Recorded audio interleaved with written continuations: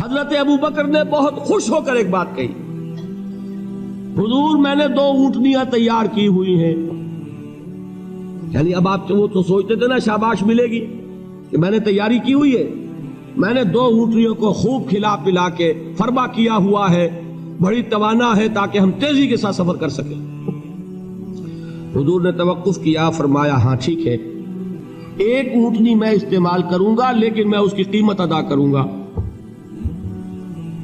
حضرت ابو بکر کی آنکھوں میں آنسو آ گئے، روتے ہوئے کہا حضور مجھ سے یہ مغایرت، کیا یہ جان اور مال کسی اور کے لیے ہے؟ آپ مجھ سے بھی کہہ رہے ہیں میری اونٹنی جو ہے وہ بھی بلا معاوضہ آپ قبول نہیں فرما رہے. یہ ہے محمد الرسول اللہ کی غیرت اور حمیت کا معاملہ. ہمارا معاملہ جو ہے دین کی دعوت و تبلیغ کے اعتبار سے بالکل کچھ مختلف بنا ہوا ہے. اسی لیے وہ عزت نہیں، وہ وقار نہیں.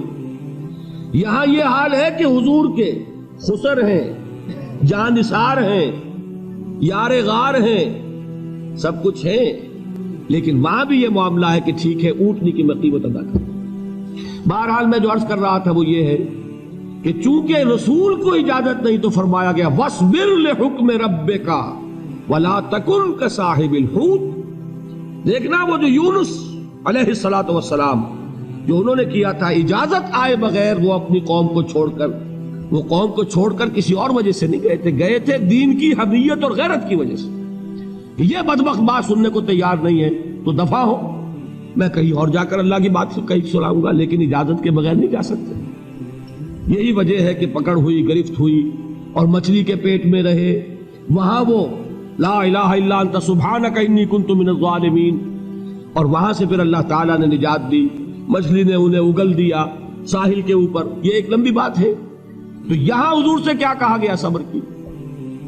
اب دیکھیے ایک بات عجیب ہے، یہ ربط اپنے ذہن میں رکھیے. اللہ تو صبر کی تلقین کر رہا ہے اپنے رسول کو، اور رسول یہی تلقین کر رہے ہیں اپنے صحابہ کو. صبر کرو، جھیلو، برداشت کرو، ہاتھ مت اٹھانا، کوئی جوابی کارروائی نہیں ہوگی، بلکہ اپنے اوپر جھیلو جو کچھ جھیلنا ہے، ڈٹے رہو، پیچھے مت ہٹنا، یہ صبر ہے. لیکن ہاتھ اٹھانے کی اجازت نہیں. چنانچہ اب ذرا چشم تصور سے دیکھیے، ابو جہل اس نے جو بدترین روش اختیار کی، وہ ایک خاندان تھا حضرت یاسر، ان کی اہلیہ حضرت سمیہ، اور ان کے فرزند حضرت عمار رضی اللہ تعالی عنہم. یہ غلام نہیں تھے، حضرت سمیہ تو کنیز تھیں لیکن یاسر غلام نہیں تھے.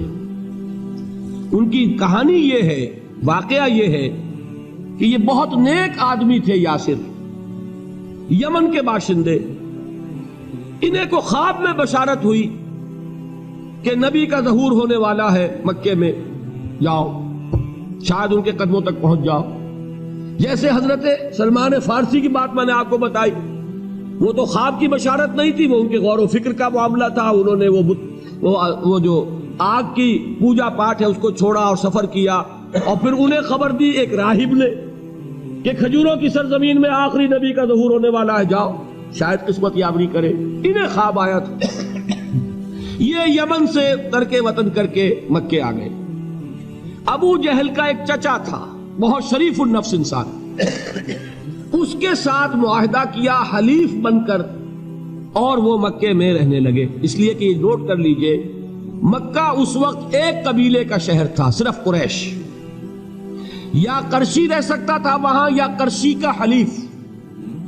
اگر کسی کے ساتھ اس کی، جیسے آپ کو معلوم ہے یہاں کاروبار وغیرہ کرنے میں سعودی عرب میں شراکت جو ہے وہ کسی لوکل سعودی کے ساتھ ہوگی تو آپ کر سکتے، وہ کفیل ہے، ورنہ آپ کچھ نہیں کر سکتے. اسی طرح کی بات وہاں تھی کہ اگر تو کسی قرشی نے آپ کو امان دی ہوئی ہے تو آپ رہ سکتے ہیں مکے میں، ورنہ نہیں. یا تیسرے قرشی کا غلام تو ملکیت ہی ہے اس کی، جیسے بھیڑ بکری ہے کسی قرشی کی اسی طرح اس کے غلام ہے. یہ 3 کیٹیگریز تھی انسانوں کی مکے میں. اسی کو نوٹ کیجئے کہ جو بیچارے غلام تھے وہ سب سے زیادہ ستائے گئے، اس لیے کہ غلاموں کے تو حقوق ہی کوئی نہیں تھے. ان کو تو اگر کوئی شخص اپنے غلام کو ذبح کر دیتا تھا تو بھی کوئی پوچھنے والا نہیں. بالکل ایسے ہی ہے نا, آپ کی بکری آپ نے ذبح کی, گوشت کھا لیا, کوئی آپ سے کوئی پوچھ سکتا ہے؟ جب ملکیت ہے, آپ کی بکری آپ کی تھی, آپ نے ذبح کر دی. غلام آپ کی ملکیت تھا, آپ نے ختم کر دیا. کوئی اس میں جرم نہیں, کوئی باس پرس نہیں. یہ تھا حال غلاموں کا. بلال غلام تھے, ابو فقی غلام تھے, زنیرہ ایک کنیز تھی. ان کو جو ماریں پڑی ہیں اس کا آپ کو معلوم ہے. حضرت بلال کے ساتھ جو کچھ امیہ ابن خلف نے کیا, کہ جس طریقے سے کہ حیوانوں کی لاشیں